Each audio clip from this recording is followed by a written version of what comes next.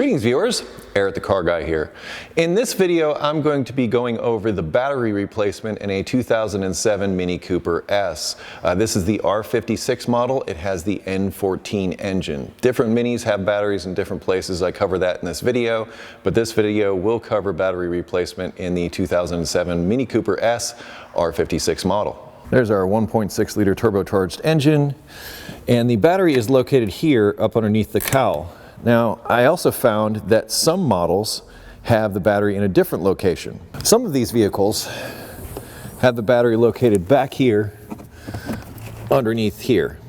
Now, I'm obviously not covering that in this video because this vehicle is different, but if you have this model, this will show you how to change the battery.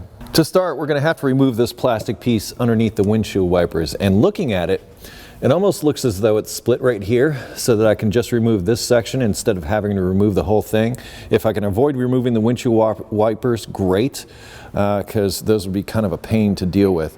But it looks like what I'll start with here is there's a fastener here, and there's also another fastener here, and they look like they're 10 millimeter.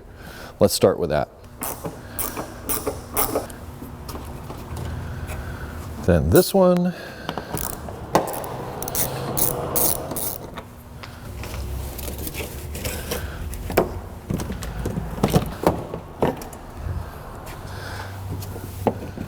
Oh good, I didn't have to remove the windshield wiper. That wasn't that bad at all. This long bolt here goes down to the hold down, so it will need to be removed or else you're not going to be able to get the battery out. And then it looks like there's two more 10 millimeter fasteners here. I'm going to start by removing the hold down bolt here. Also note that there is a vent on the side for this battery that goes down underneath. Be mindful of that before you remove it. This is also 10 millimeter.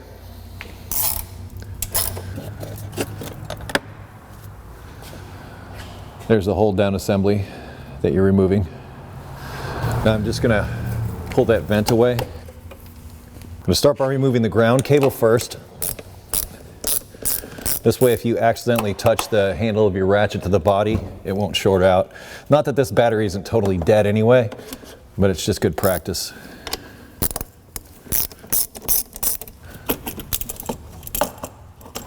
With the cables disconnected, I can now remove the battery. There's probably a lip that it hooks in behind, so be aware of that. Here's that lip that I'm talking about, and you want to be aware of this and mindful of this when you go to install the battery, because if you get on top of this, the hold down won't work properly and the battery may not sit in here properly.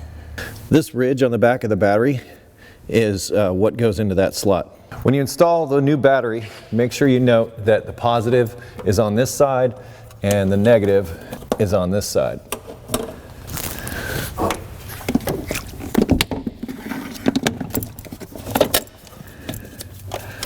I'm just making sure that's slid in there correctly. I like to clean my battery terminals and connections whenever I install a new battery. This helps ensure a good connection.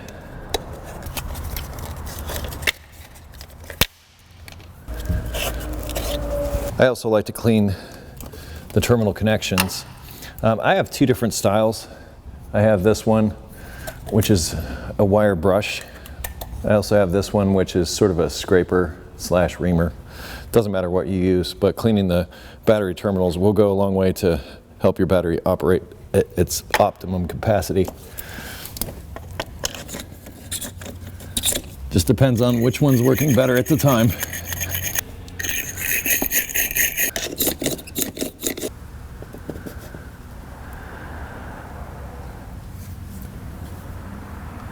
Now I'll restore the battery connections in opposite order, starting with the positive side.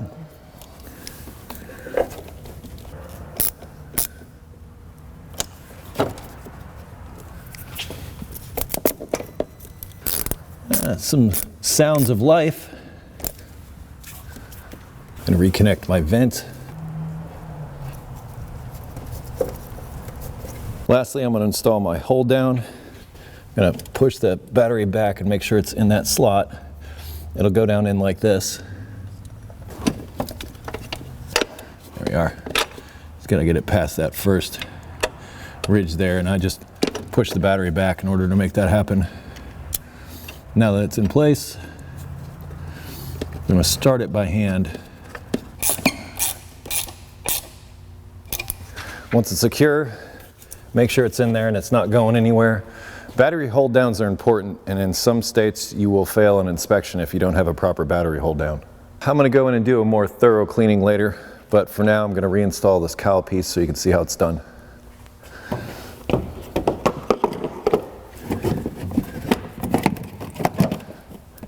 Now let's install the fasteners.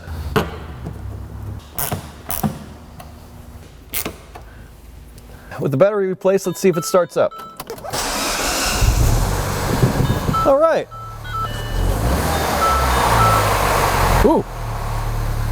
Except for that noise, I call that success. Well, it is my hope that that information was helpful to you and saved you a bit of money. As mentioned at the beginning of the video, I'm going to post links in the description to additional videos that cover no-start conditions as well as battery care and maintenance. Also, you may have noticed when I first started the engine after installing the battery, there was sort of a rattling noise. Ooh. That's something that's kind of typical with these engines that could mean a problem with the timing chain, or more specifically the timing chain guides breaking. And if that happens, it could cause engine damage. So you definitely want to get that checked out if that noise sounded familiar to you. I'm going to be making videos about replacing the timing chain on this vehicle. When those videos are available, I'll post links to those in the description. If you have additional automotive questions not covered in this video, I ask that you head to EricTheCarGuy.com. I will link that in the description as well. I want to thank you once again for watching. Be safe, have fun, stay dirty. I will see you next time.